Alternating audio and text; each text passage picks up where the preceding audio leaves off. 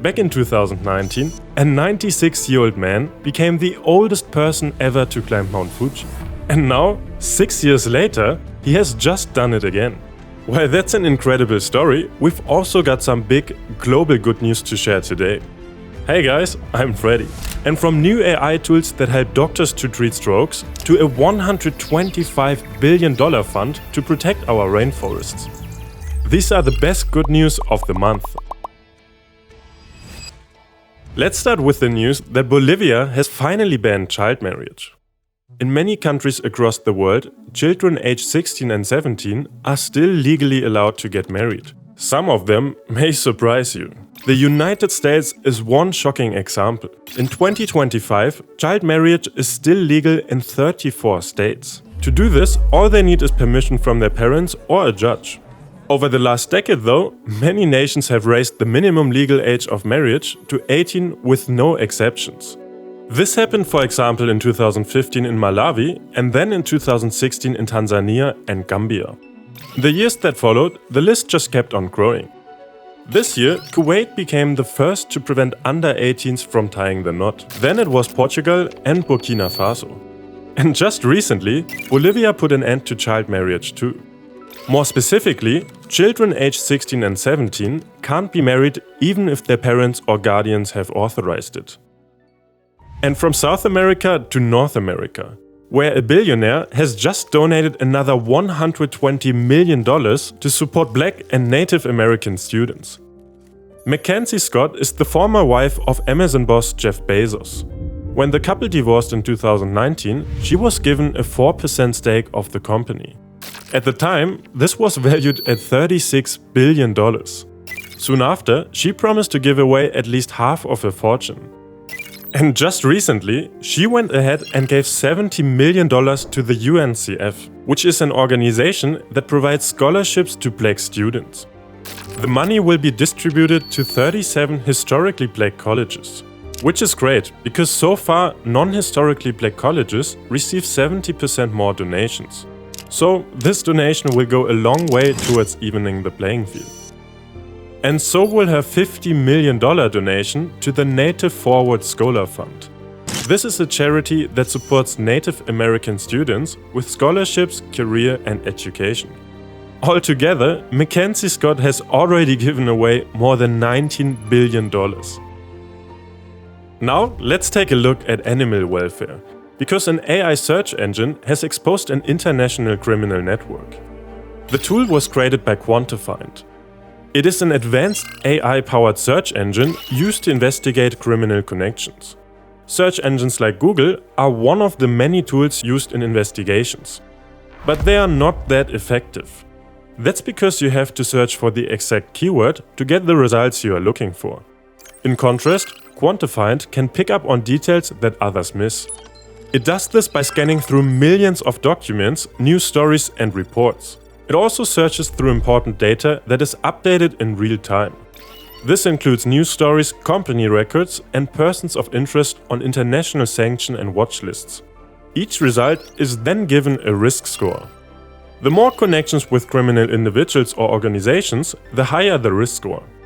Another one of its advantages is the ability to detect different spelling variations of the same name. This is something criminals do a lot to hide their activities. This came in very handy in a recent case pursued by the IFAW. In June, they identified an animal smuggler called Marcel. Normal web engines revealed some facts about him. However, it wasn't enough to take legal action. That's when they turned to Quantified. First, they found out that Marcel was connected to a fake company. Then they discovered a news article which showed he had a previously unknown past criminal conviction. This allowed them to uncover further evidence, which led to action being taken against him. But this AI will not only catch Marcel. He's only one example of how this tool could help to convict many more criminals in the future. And next, let me tell you that Brazil has just injected $1 billion into a groundbreaking forest conservation fund. Protecting carbon-absorbing tropical forests is one of the best ways we can fight climate change. But there is a big threat: deforestation. recent survey of 91 countries with tropical forests really showed this. Altogether, they are chopping down 100,000 square kilometers of forests annually. And that's like losing a forest the size of South Korea every single year. And this is where a new finance mechanism proposed by Brazil comes in. Developing countries will receive a permanent payment every year that will exclusively be used to protect tropical forests. Okay, well, but where exactly will this money come from? Initially, it will mainly rely on countries and private investments. The money will then be allocated to a diversified portfolio. And the returns of this can then be given to participating nations to protect their forests. 20% of these payments already have a fixed purpose, as they will be distributed to indigenous communities who often oversee forest conservation. The aim is to establish a $125 billion fund called the Tropical Forests Forever Fund. And Brazil has just put in the first $1 billion, while more countries are expected to join soon. This could mark the beginning of a new approach to forest conservation. Next up, we are heading into the medical world, where stroke centers in England are now using an AI tool that's drastically boosting recovery rates. And before we get into this life-changing news, I want to thank Delete Me for sponsoring this video. So there's this whole industry of data brokers that collect our personal data, your name, email, phone number, even your home address, and sell it to whoever wants it. And it's not just random websites. Nebraska recently sued General Motors because their OneStar system was allegedly collecting driver data, stuff like how fast people drive or how hard they brake, and selling it to insurance companies. Some drivers ended up with higher rates because of it. And that just doesn't feel right, especially since it feels like we never gave them permission to do this. But luckily, we have rights to get our names off of these lists. That's why I started using Delete Me. I gave them permission to act on my behalf, and they went out filing all these removal requests, hundreds of them. Honestly, I don't have the time or patience to do that myself, and now I can check this clean and pretty report every month and just watch my data disappear from these lists. Big fan of their service, grateful that they exist and that they support Good News. There's a link in my description, joindeleteme.com/goodnews. When you click the link, it helps support the channel, and you also get a huge 20% off when you use code GOODNEWS. And now, let's get back into the medical world. Unfortunately, every year 80,000 people have a stroke in England. There are two causes of a stroke. The first is when blood to the brain is blocked or obstructed. The second is when blood vessels in the brain burst or leak. Symptoms include facial paralysis, trouble understanding and speaking, weakness and headaches. In the most critical cases, brain damage can occur in minutes.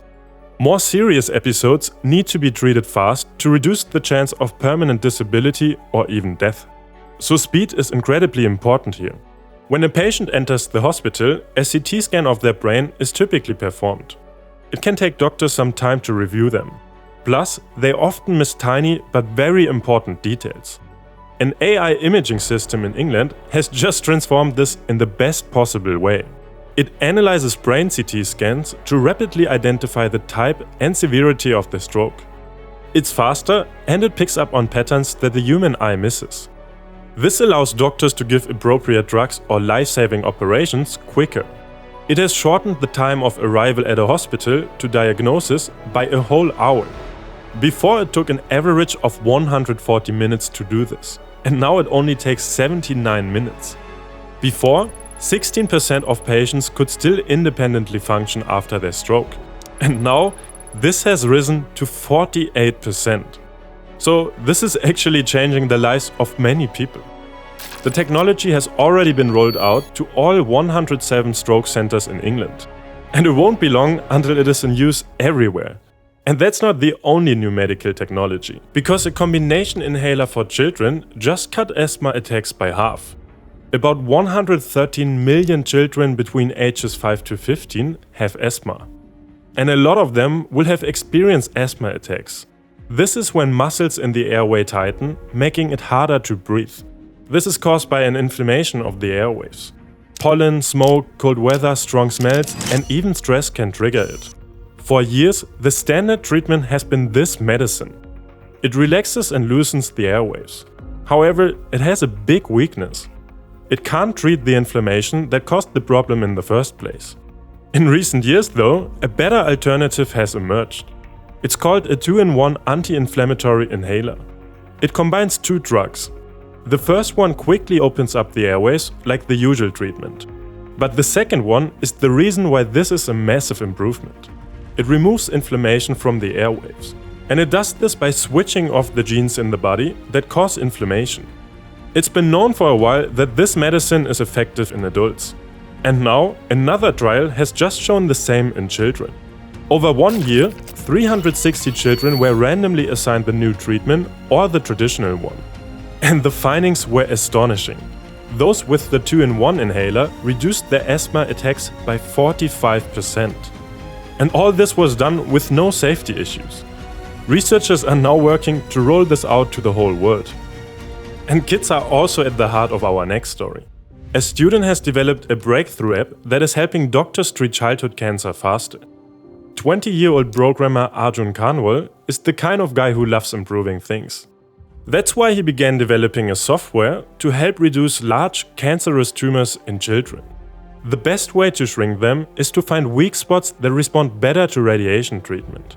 Finding them can take doctors 3 to 4 hours of careful planning. But Kanwal's shot caller software can do the same job in just minutes. The program takes the size and shape of the tumor into account. It also considers where healthy tissue and vital organs are located, so it can avoid them. Complicated math algorithms then calculate the best place to apply radiation. The results are not only quicker, but more accurate than human assessment. The app has completely eliminated delays at Children's Hospital Los Angeles. Kanwal started off by trying to improve the process by a tiny bit. But in the end, he improved a lot more than that. And before we go on, if you don't want to miss all the positive things happening around the world, make sure to subscribe to Good News. And if you want to support us even more, you can join as a member. Alright, let's wrap things up with an inspiring story from Japan. A 102-year-old man has just become the oldest person ever to climb Mount Fuji. Kokichi Akusawa was born in 1923. As a younger man, he was a keen solo climber. But as he got older, this obviously got harder and harder. His desire to climb mountains, however, has remained unchanged. This has led to some remarkable achievements. 6 years ago, when he was 96, he became the oldest person ever to climb Mount Fuji. Since that time though, he has battled a variety of health issues. He suffered from shingles and a bad fall. He was even hospitalized for heart failure. But none of this stopped him from wanting to break his old record. And when he recovered from heart failure, he began training to do just this. For 3 months, the 102-year-old got up at 5 AM every day for walks. Amazingly, he also climbed a smaller mountain once a week in preparation. His ascent of Japan's tallest and most famous mountain began at 8:40 AM. He was accompanied by his 70-year-old daughter, his granddaughter and her husband, and 4 friends. Usually, it takes about 6 hours to get to the top. But because of his age, the group climbed it over 3 days. Thankfully, the conditions were absolutely perfect. But there were some challenges along the way. As they were nearing the top, they started to have trouble breathing. It was at this point that the elderly climber felt like giving up. But in his own words, "I managed to get through it because so many people supported me." On the 3rd day at 11 AM, Akusawa finally reached the summit of Mount Fuji. Alright, let me know in the comments below which of these stories you like the most, and if you want to get your data removed from the internet, make sure to try Delete Me with our link in the description to get 20% off. Thanks again to Delete Me for sponsoring this video, and thank you guys for watching. Bye bye!